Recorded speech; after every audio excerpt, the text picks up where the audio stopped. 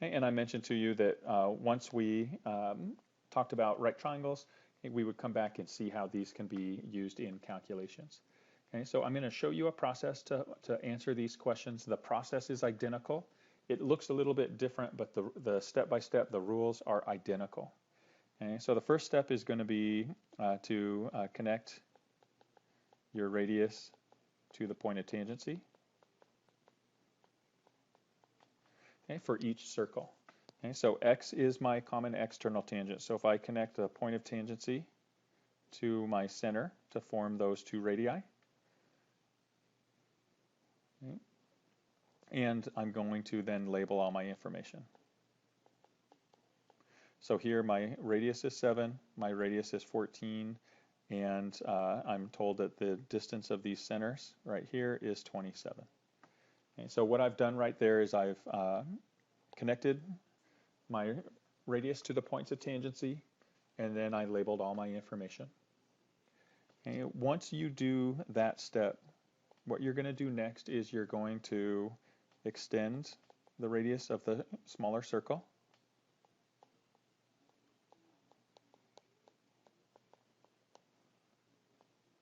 And you're going to square it off with the center of the large circle.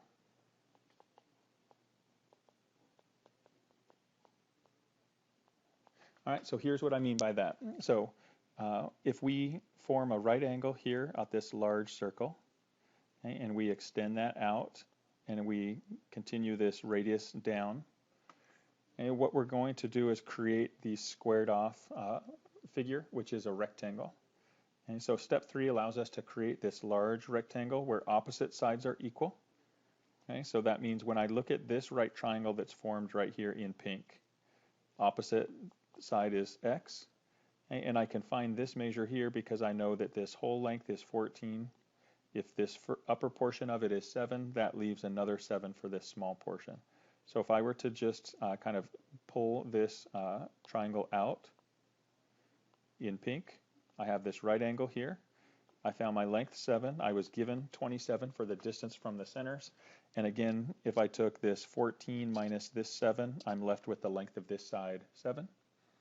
And once I get to that point right here, I can use Pythagorean theorem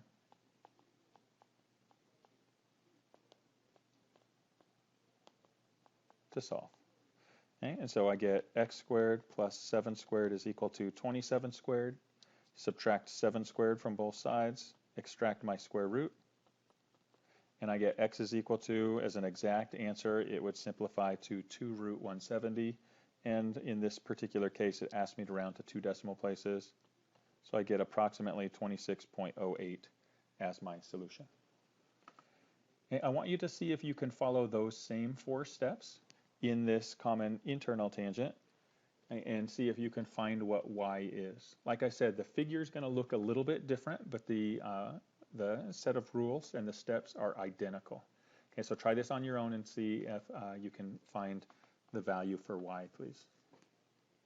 All right, I actually was just doing the exact same problem. All right, so this time we're finding the y.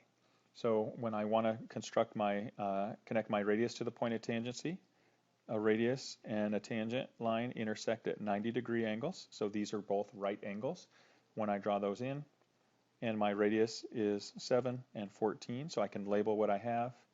And my last piece of information is the centers here are a distance of 27 units apart. Okay, so here's the step 1 and 2. Okay, my next step, again, it's the exact same rules, although it's going to look a little bit different. I'm going to square off the center of my larger circle, and I'm going to extend my smaller circle's radius until it intersects and squares off with that other center. Once again, what you're going to see here is it forms this rectangle where my opposite sides are equal. So here's 14 and 14. This is y and y. And now notice you have this right triangle here where you have a leg of y. You have this hypotenuse of 27. And then this whole length here is the radius of the circle plus this opposite side, which is the radius of the second circle. So 14 plus 7. So that whole length is going to be 21 in that case, right? This whole length here is 21. So once you have that measure, you can then use Pythagorean theorem for the exact same reason. Y squared plus 21 squared is equal to 27 squared. Subtract 21 squared from both sides. Extract your square root. And you're going to get y is equal to, again, the exact value would be 12 root 2. And if you were finding the approximate values rounded to 2 decimal places, you would get 16.97 approximately. Okay. All right, so that is the information from 5.3. Okay, so once again, the last reminder for you is that all the material from this week is due by Tuesday of next week because it's due the day that we meet. Okay, and we're going to meet on Tuesday instead of Wednesday next week, so make sure you have everything done. Okay, the test is a proof test. You get 1 attempt, so do your practice attempts in preparation for your graded one. Okay. All right, so this gives you about half the class here to either work or relax. Again, all this work is due by Tuesday. If you have any questions for me, please either stay on and ask, or you can return to this class in the next 40 minutes and ask, and I'll be happy to answer those questions. All right, other than that, have a good rest of your day, enjoy your weekend, and I will see you guys next Tuesday. Bye.